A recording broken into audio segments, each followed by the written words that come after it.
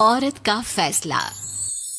नैतिक मूल्यों से ये कहानी भले ही आपको इंसाफ करती ना दिखे, लेकिन जिम्मेदारियों की नजर से देखेंगे तो शायद कुछ समझ में आए।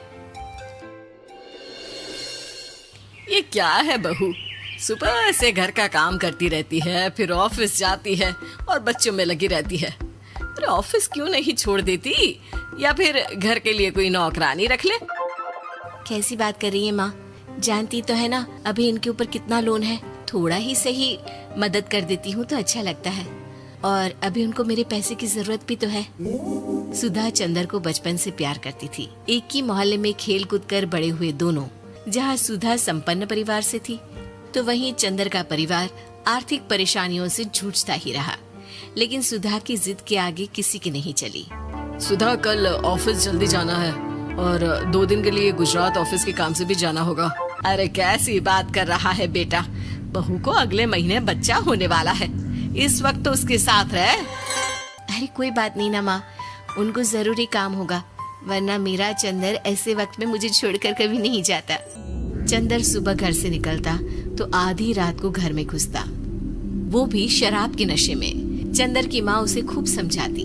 अरे माँ, देख रही हो ना कितना कर्जा है सर पर, काम करना पड़ता है। दिन रात काम नहीं करूंगा तो घर कैसे चलेगा। अरे लेकिन बहू को भी तो देख लिया कर, इस हालत में भी घर का बाहर का सारा काम करती है। चंदर तो जैसे माँ की बात सुनकर भी अनसुना कर देता है। ऑफिस के बाद चंदर का फोन माँ के पास आता है। माँ, वो ऑफिस के काम से आज रात के लिए पास के शहर के ऑफिस जाना पड़ रहा है, कल सुबह आ जाऊंगा। सुधा रात को कमरे में सो रही होती है कि उसके पेट में दर्द होता है।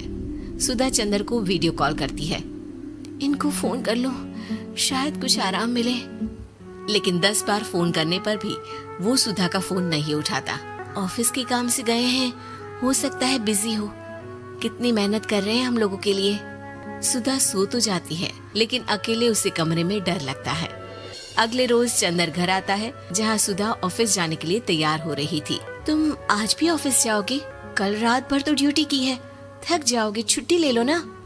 अरे नहीं नहीं, कैसी बात कर रही हो, ये तो पॉसिबल ही नहीं है। अच्छा रुको, मैं जल्दी से तुम्हारा खाना और नाश्ता बना देती हूँ। बेचारी सुधा ऑफिस जाना छोड़कर लग जाती है पति के लिए खाना बनाने, उसके कपड़े प्रेस करने और जरूरत का सामान मुहैया कराने के लिए।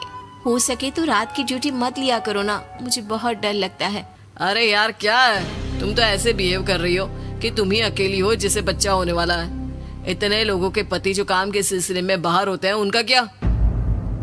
सुधा को चंदर के मुंह से ये बातें अजीब लगती है। अरे हुआ क्या है तुमको? पहले तो तुम मेरा कितना ख्याल रखते थे, मेरे पास रहते थे, मेरी दवा से लेकर खाने पीने तक का सारा ख्याल। और अब इस बार तो तुम एक दफा भी मेरे साथ डॉक्टर के पास नहीं आए, क्यों? अरे पागल हो गई हो क्या? पागल वाली बात कर रही हो।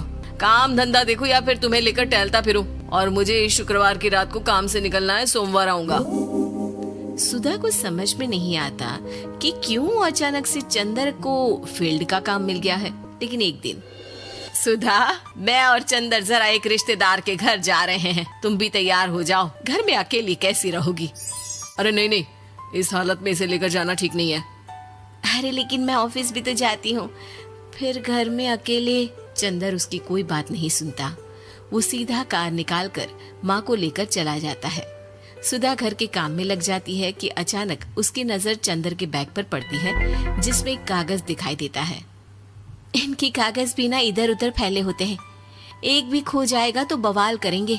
लेकिन जैसे ही सुधा वो कागज खोल कर देखती है तो वो सदमे में आ जाती है। दरअसल वो कागज नहीं, बल्कि चंदर और उसके ऑफिस में काम करने वाली लड़की चांदनी की गोवा की टिकट होती है। सुधा चंदर के बैग को खोलकर देखती है तो उसे होटल के बिल से लेकर महंगे गिफ्ट्स और दूसरे शहरों के टिकट मिलते हैं। सुधा को समझते देर नहीं लगती कि उसका पति किसी और लड़की के साथ है। चंदर के आने पर सुधा उससे बात करती है। अरे नहीं नहीं, ऐसा कुछ नहीं है, तुमको गलत फहमी हो गई है।